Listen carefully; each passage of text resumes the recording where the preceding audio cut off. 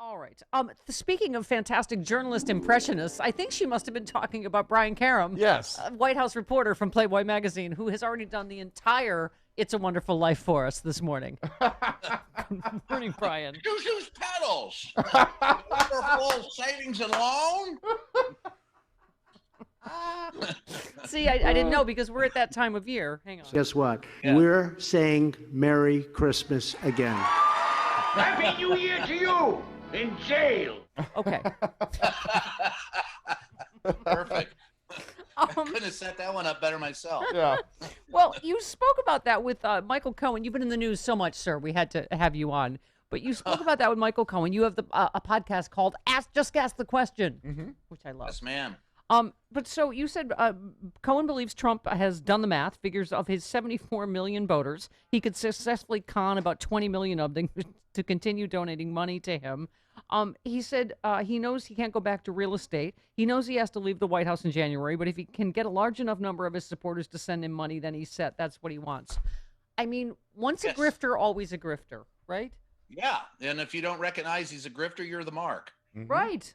Right. But you wrote a great piece. You said Trump's feverish, delusional, insane, perhaps seditious denial of his loss, coupled with his ability to twist people into a knot and partner with idiots like Giuliani and most of the White House senior staff, have produced an environment that is ripe for violence, which we were just talking about with a caller, Brian, before the break, in this latest Michigan thing, violent mobs surrounding the Secretary of State's house.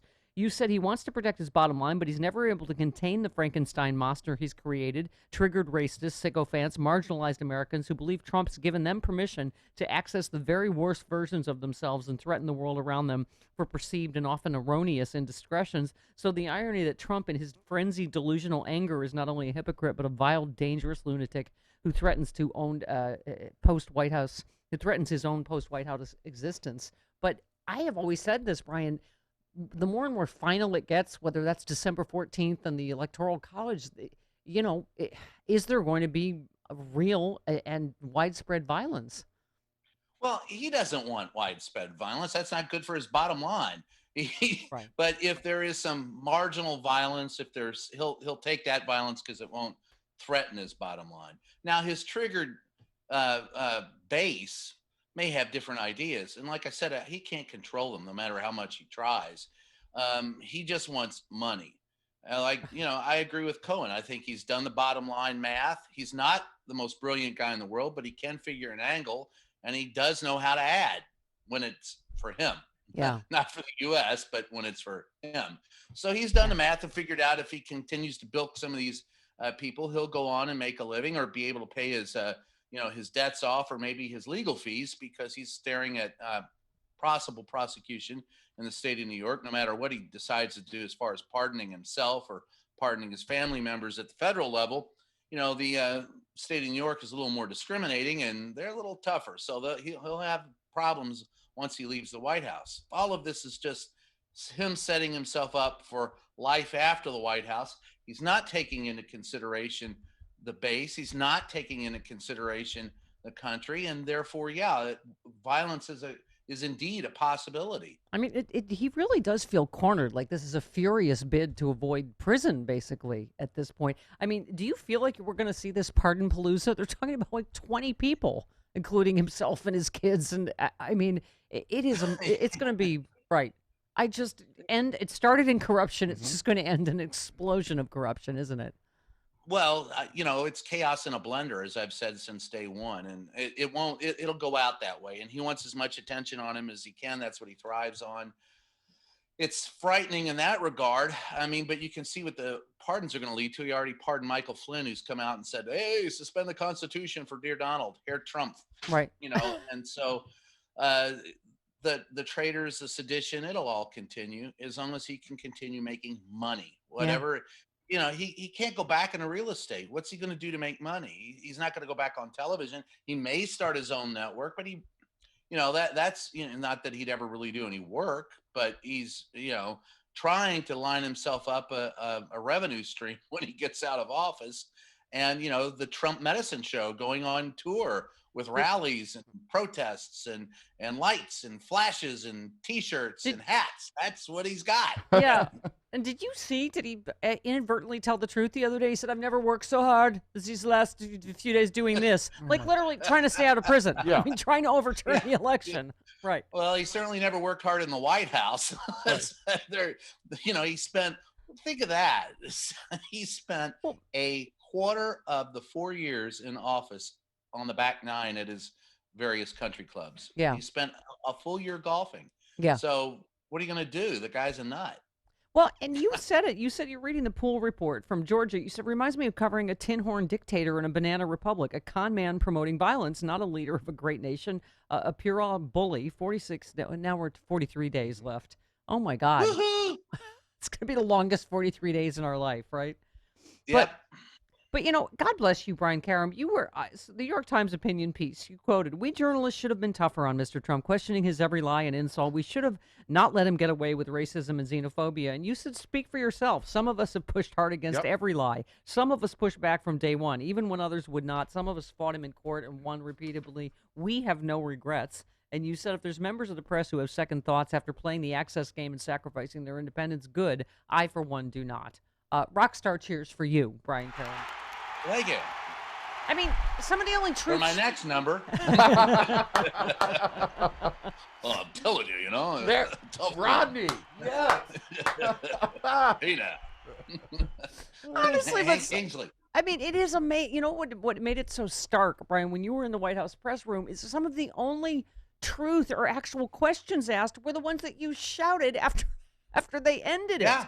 And then you're like, oh, yes, that's what we'd like an answer to, right? Yes. Well, in the beginning, I got in a, little scruff with Sean Spicer the day he came out. It started out like 2 or 3 months in when he came out and said, they were talking about Syria and the dangers. And he said, well, he's worse than Hitler. Hitler never killed his people. And I said, Sean, he gassed the Jews. And he goes, oh, yeah, the Holocaust relocation centers. And it kind of went down. Oh, God. There. Yeah. So then there was a couple of incidents with his, with the woman who replaced him with Sarah Huckabee Sanders. And then Stephanie Grisham never came out once. Right. And then this woman came out. And when Kayleigh McEnany took over, she didn't do anything until COVID restrictions came in and limited the number of people in the briefing room to about 12. And at that point in time, I'm not in the pool, so all I can do is stand in the back of the room. She don't want to call on me, but I'll be damned if I'm going to sit through a briefing of that type of chicanery and not at least mention the question that everybody wants an answer to. That's what we're there for. I don't really care too much about the access. I've never had it. I don't care for it. I really don't want to be that close to these people. Yeah. But when they're out in the public, they damn sure should answer some questions. And I got to be honest with you. I've never understood one time whenever I've been in a room with the president and I've raised my hand, the SOB is called on me. So I figure he either likes the fight or he's an idiot or both. And so I've been able to ask him some pointed questions. And the last one I asked him was in September, on September 23rd, when I said, win, lose, or draw, will you agree to a peaceful transfer of power? And we're living the nightmare of his answer on that day, and we have since September 23rd. What did he say exactly? I forgot. He said, well, not if you don't count all the votes, there won't be a peaceful trial. I'll stay in power. I was like, well, there's an answer for you. Yeah. Yeah. You ain't going gentle into that good night. Oh my God. Wait, I have to play this for you because I will die mad about what this country did to Hillary Clinton. But Brian, this is part of the coverage, the way they covered Hillary Clinton. And did she not warn us about everything? Specifically, she warned us of everything that is happening. But remember this in the debate? Every time Donald thinks things are not going in his direction, he claims whatever it is rigged against him. He lost the Iowa caucus. He lost the Wisconsin primary. He said the Republican primary was rigged against him. Then Trump University gets sued for fraud and racketeering.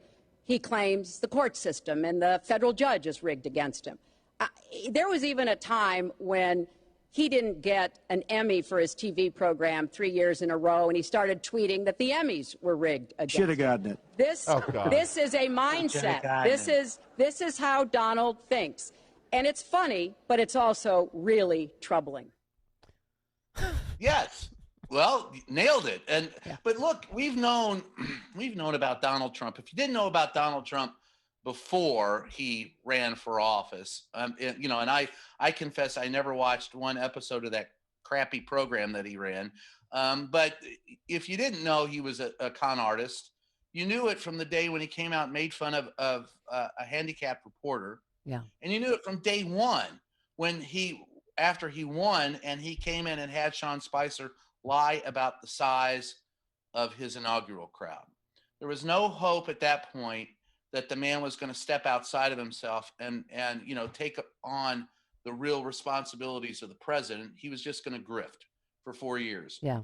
If you didn't know that, if you didn't know he couldn't change, if you didn't know that he was not capable of rising to the occasion, you were told that on day one. And if you, after calling me fake news and enemy of the people, if you did not fire back, if you did not stand up to the bully, you were complicit in what he did. And I will never forgive. There are some reporters who should have known better and didn't. You're not a stenographer. He changed the rules. My dad always told me, look, the only way to react to a bully is to stand up and thump him in the nose. So that's what I did. And there are others that did it, and more should have done it. Can you do me one last favor? Can you please call her Kelly one more time when you're in the White House press corps? Please.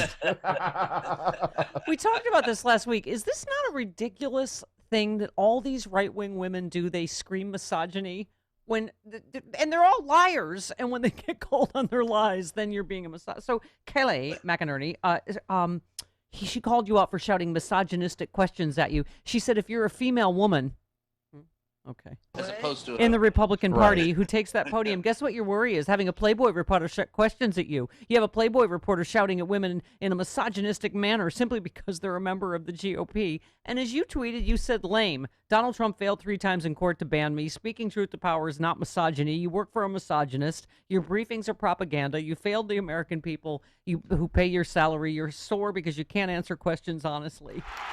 Of course, she didn't explain how anything that you asked was misogynistic. Right. Anything. I listed all of them in the last column that I wrote. Everything I've asked her in the last few months. She just doesn't like me shouting those questions at her. And the chief of staff, Mark Meadows, both of them have complained to the White House Correspondents Association. And this is not how it's done. And I'm going, apparently they never saw Sam Donaldson on TV or Helen Thomas or numerous others back in the day when that's what they did do. I mean, That's Brian, but it's such a thing. Sarah Huckabee Sanders does it. Kellyanne Conway does it. Kelly does it. They all scream misogyny. They all say, "Oh, it's because I'm a woman." It's because you're a lying woman that is lying. But they always say, "Oh, they're being, sexist against us because we're Republican women," and you're like, "What? No." No, I'd ask the question of anyone. Was I being misogynistic when I did the same thing to anybody, to Sean Spicer or before him? I I had back in the day